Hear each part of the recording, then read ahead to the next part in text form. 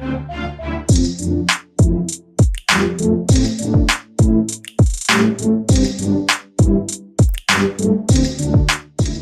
and welcome to ThePrint SoftCover, our online venue where we launch non-fiction books. My name is Devdatta, and today we have a very special guest with us, Anisur Rahman. He's a literary critic, translator, and bilingual poet in English and Urdu. Formerly a professor of English at Jamia Millia Islamia, he's also a senior advisor at Rekta Foundation and has worked and published in the areas of comparative translation, post-colonial, and Urdu studies.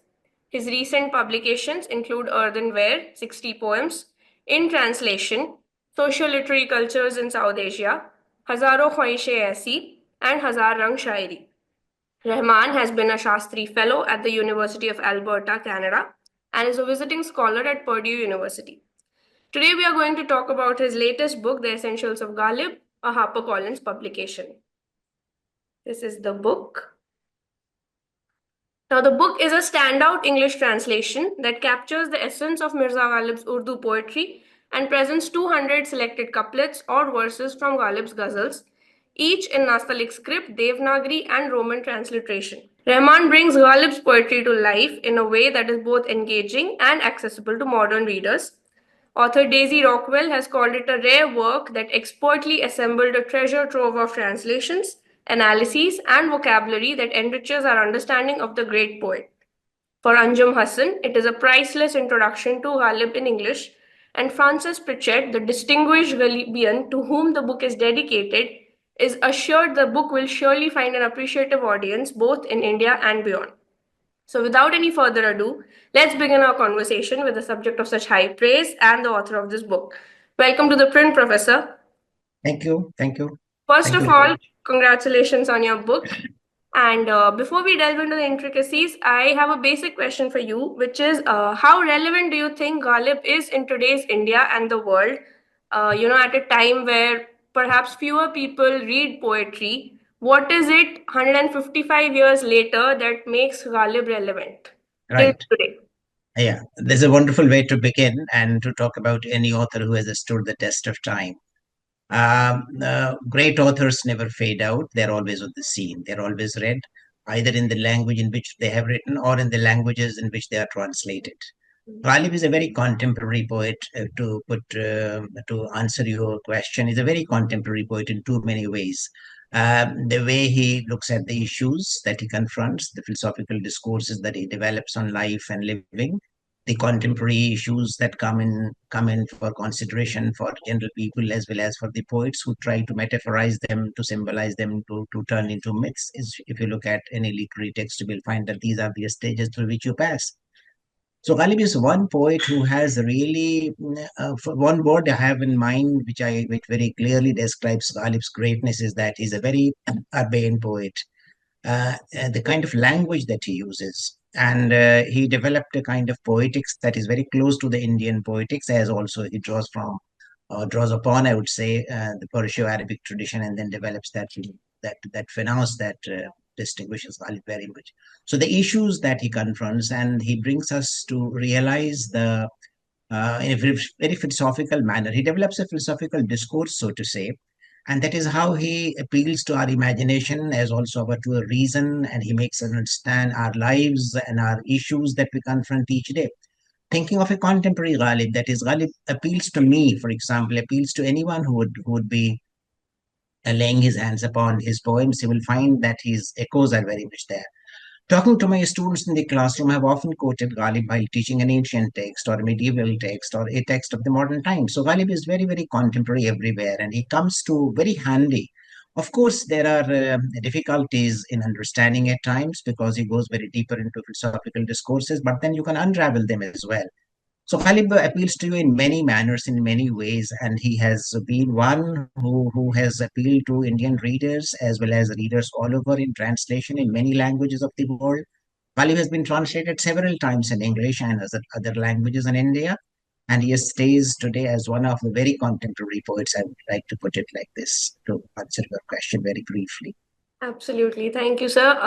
My next question to you was that out of the 235 ghazals that Ghalib wrote, you specifically chose 200 couplets or verses, and you mentioned that it was personal, and you call it a trial of romance with both pleasure and pain. Yes. I would like to like you to tell our audience why, what was behind the selection of these particular verses. You, in a part, also call it a word of honor that you gave to Ghalib. So, if you could tell us about the process behind Hard. the selection Yeah, of these sure, verses sure, sure, and sure. the hurdles that you faced. Okay. You see, as you rightly said, 235 persons are there. Khalid was a very staunch critic of his own work. He wrote many more puzzles than 235, but he made a very rigorous selection. He was a very rigorous editor of his own work. So we have only 235 ghazals that he has given to us. And each ghazal has about 6, 7, 8, 10 shares or couplets, as you call them. Now I had before me this was the stock from where I had to draw. So what was my criteria? My criteria was that I should like to present to my readers in the English language a very competitive selection of this poet. Uh, in as far as the experiential content of their verses is concerned, in as far as the finesse, the artistic finesse is concerned, as far as the communicability, how communicable these verses are. So I tried to make a very competitive selection. That Ghalib, I wanted to make Ghalib accessible to everyone. People often say that he's a very, very complex poet. He is a complex poet, but I wanted to unravel the mysteries of that complexity and wanted to make it available to every reader. So my selection is based essentially on how he appeals to the common imagination, number one, and also how he appeals to a very informed kind of audience and in fact reader. So it's a book for a scholarly reader as well as for anyone who would like to lay his hands upon Ghalib and would like to know far more than he knows so far. So Ghalib has been read, but he needs to be read still better. So I wanted to present a selection whereby you can lay your hands upon the variety that Ghalib presents before us. It has taken time. It has not been an easy task, though only 235 ghazals were there and I was making a selection. So 200 selection, 200 verses only from those thousands of verses that were available to me. So as I said, it was very competitive kind of a selection. And half of my time went into making this selection. But the other problem was how do I translate them so that it becomes accessible to my readers? That Okay. took another lots of time I spent doing that, then writing upon them and trying to develop my commentary. This book is very different in the sense that Ghalib has been brought to people in many translations and in other languages as well. But I wanted to develop a commentary around those verses. So the selection after that translation, then writing the commentaries, comprehensive commentaries of all the possible meanings that you can have from a Ghalib verse. Therefore, I lay my hands upon all the commentaries that have been available to us. And lots of commentaries are already available in Urdu, especially in Urdu only, I would say. And I lay my hands upon all those commentaries. And then I thought of myself of how I personally look at Ghalib. How can I bring my Ghalib to my readers? So I try to develop my own commentary. And there are, you would see in the book, that there are one, two, three, four, five, six commentaries that are come as A, B, C, D, E, F, like Yes. that. So there are three paragraphs. If you notice, there are three paragraphs. The first paragraph takes care of the essential meaning, broad meaning. The second paragraph tells you of how many varieties of meanings can be possible from one particular verse. And finally, I come to the architectonics of that verse. I come to the diction. I come to the style, etc. So I try to develop a larger window to the understanding of Ghalib, both thematically as well as stylistically. Right. Yes, so that was actually going to be my next question, that the way that you work around this book, it makes it very accessible for readers. So like while Thank one you. side has the transliteration and translation in three different scripts, like you said, the other side has an analysis and interpretation for the same couplets. So Right. I was wondering that what led you to select such a format? Like, was it a deliberate choice that everything is available for the person who is reading the book at one go? You read the text and you also read the analysis, so it Yes. gives you a larger picture of the whole couplet. Yeah, it was a very deliberate choice, and I made this choice. That was the pattern of the book. You will find this verse in three languages. It is in Persian script, that is Urdu, and it's Hindi, that is Devanagari script, and in Roman script, that is English. And the difficult words are the meanings of the difficult words are given. So there are three couplets, Hindi, Urdu, and English, and finally there is a translation. So on one page you have one block as if. So these are the building blocks, you can say. And I develop my commentary accordingly. So when you turn to the next page, which is facing page, so on the one hand you have the words, and then on the other hand the commentaries. So that is the plan that I developed, so that my reader doesn't have to go back and forth. Everything is available on the on the page where he is right now, laying his fingers on that particular page from right to left and left to right and comparing. So I try to develop my building structure like that. And similarly, you will find that there are three paragraphs on the other side. Yeah. So there is an architecture in this, if you can put it like that, the block wise, the building blocks and the architecture that comes up. So it was a very deliberate exercise. And I think that this is how I could bring my Ghalib to my readers much more in an easier manner.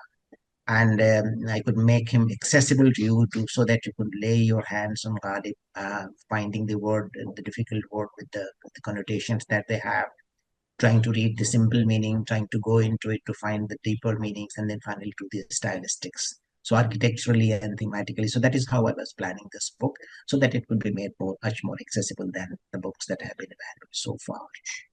Absolutely. Sir, in your book, you call Ghalib an untutored genius, but who was also an Mm. intellectual in the true sense and who evolved his own knowledge and knowledge systems. So, sir, two questions from that, which I Right. was thinking about. One is we know how Ghalib used to play around with language, and it is said that he would go beyond syntax and grammar, and he was often even ridiculed and condemned by his contemporary poets for sometimes writing incomprehensible poetry in their terms. But he was constantly experimenting and innovating in both style and content in his ghazals and elsewhere.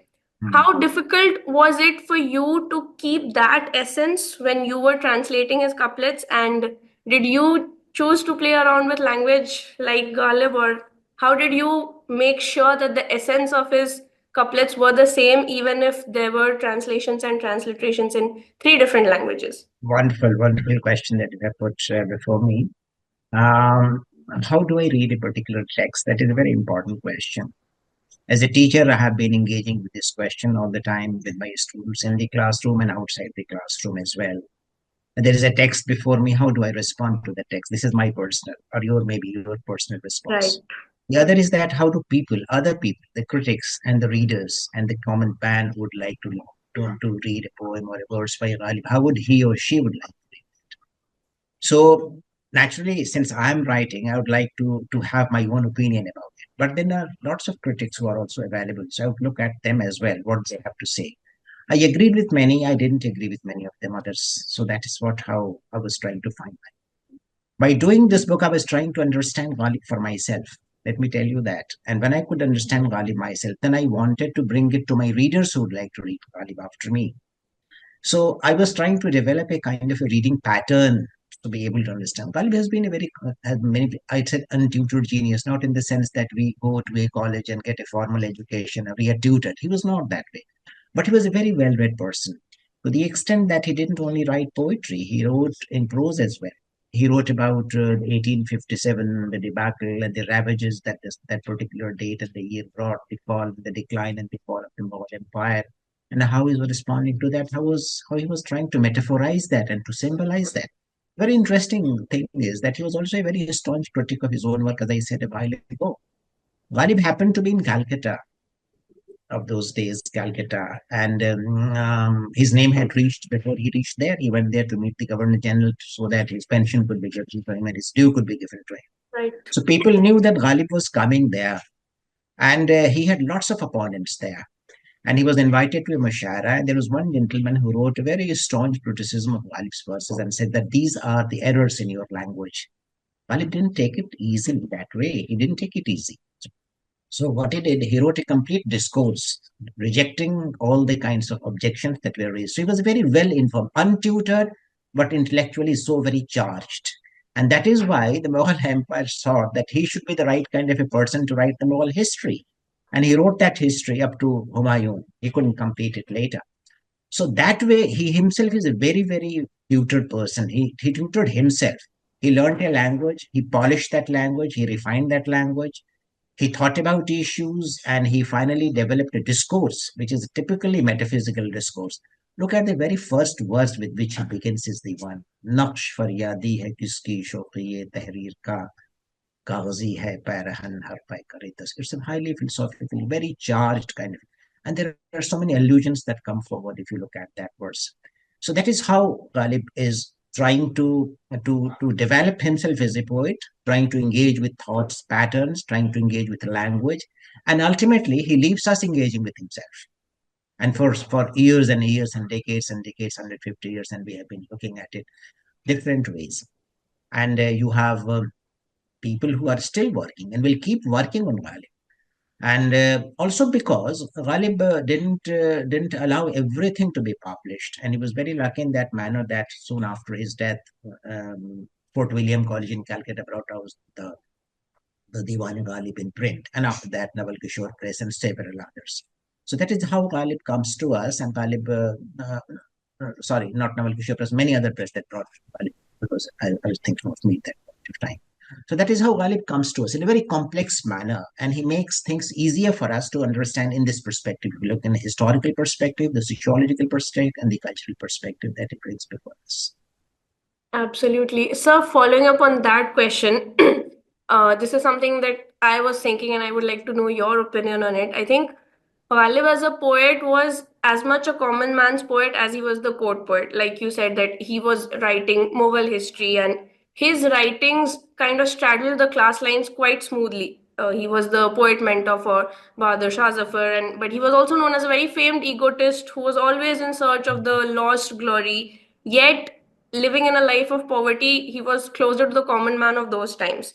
Right. So while he was also writing qasidas for Queen Victoria, he also chose to write in Urdu, which was at that point of time considered unbecoming of a perhaps a man of letters and was something that belonged to the common man. So while everyone else was writing in chaste Persian, which was then considered the language of the court, it was Ghalib who wrote in Urdu and perhaps gave it the kind of legacy that it still sustains. And how do you see him in this context? And following up on your last question, how do you see him, and who do you think is better, Ghalib the court poet or the aristocrat, or Ghalib the common man who, like you said in the last couplet, talks about oppression and the everyday life and the problems that people face?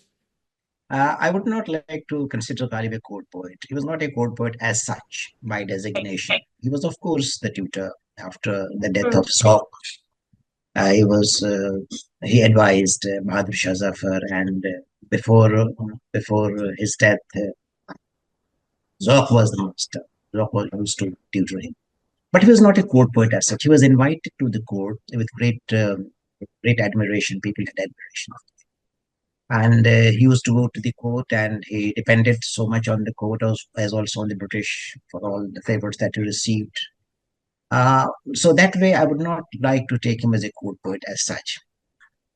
But he was not really trying to put himself into a particular category that I'm this kind of a poet or that kind of a poet. He was not doing that at all. He was writing himself. As far as the language is concerned, that you mentioned very rightly, this language has its origin right in the 13th century, starting from Amritsar, which you know as Rekhta. You must have heard that very famous couplet, "Zehal miskima kun tawaful durayan and and from there it starts, comes to Deccan, comes to Wali, and Wali starts writing in a language which is very mixed language as Rekhta. It has several names, Rekhta and Gujri and Dakkani and Hindi and Hindavi and finally.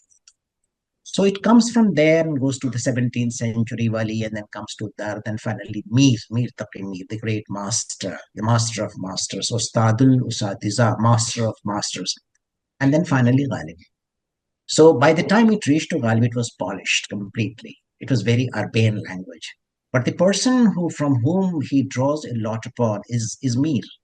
And Mir is one person who is also theorized upon this language, and he gave it a flourish. He gave it a sense of perfection. So during those days, writing in Persian was the way to write something of some significance, of some literary merit.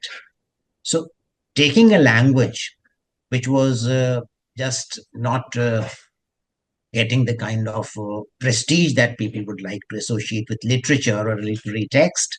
So drawing that language from there and giving it the prestige of literary expression. It was Mir first, and after that, Ghalib polished him, urbanized him, and made it. So it was not a question of being a court poet or being a poet of the people as such. Actually, it was Mir who said at one point of time, okay, शेर मेरे हैं सब हवास पसंद. All my verses are for the very special people. पर मुझे गुफ्तगू आवाम से है. But I would like to talk to the common man. Here, Ghalib also does the same. He talks to me, to you, to everyone. And that is why we are talking today here of Ghalib. Devdatta is sitting before me, who has interest in Ghalib, who has interest in Urdu. I have been a teacher and I've been teaching comparatively.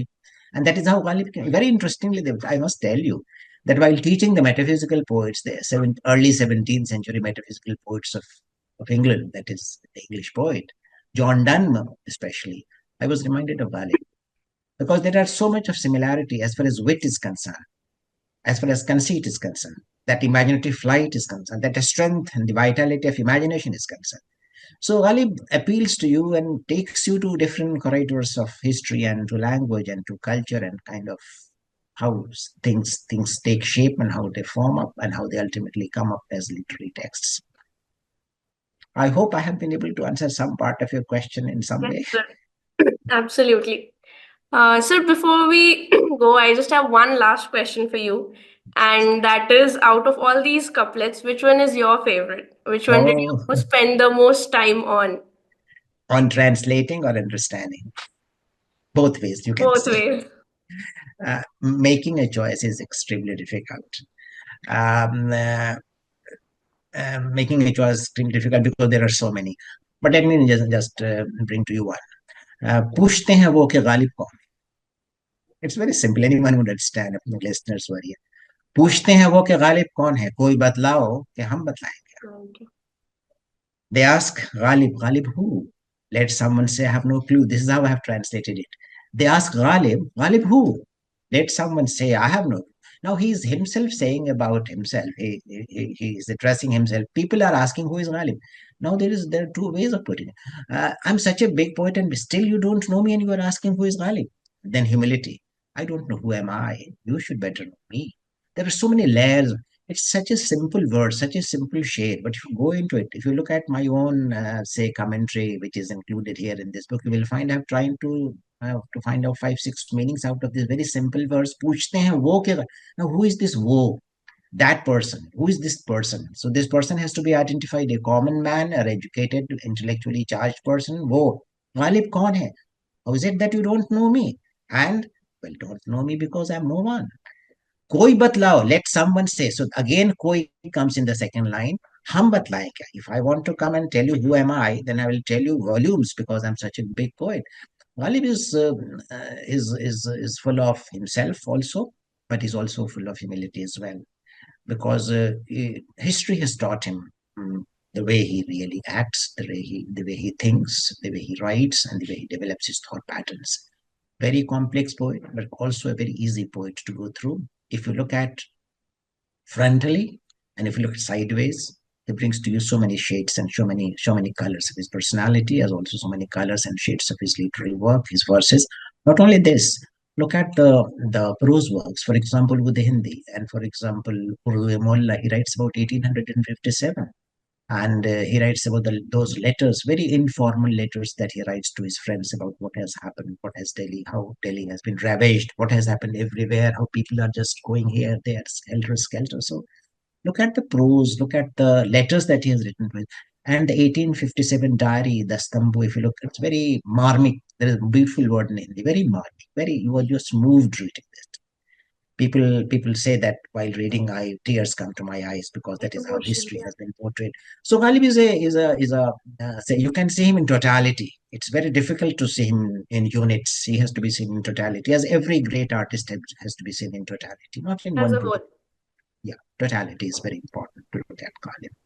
But Ghalib would be, for me, it is an unfinished project. For everyone, it's an unfinished project. People would keep engaging with Ghalib, with Mir, and many of those poets who have been with us for ages, for centuries, and they will be like that for the times to come, I understand. I think perhaps that is what makes them relevant throughout the That decade. is that is the reason of their relevance. They're going to be relevant ever. They're going to be. Thank you, sir. This conversation has been nothing but It has been enjoyable for pleasure me. talking to you too, and I'm happy that you also developed your interest in Ghalib and talked to me about Ghalib today, and we have both learned by talking to this. It has definitely been a learning experience for me. Wonderful, wonderful. Thank you for talking to Thank us, sir. Hope you have a good day. you.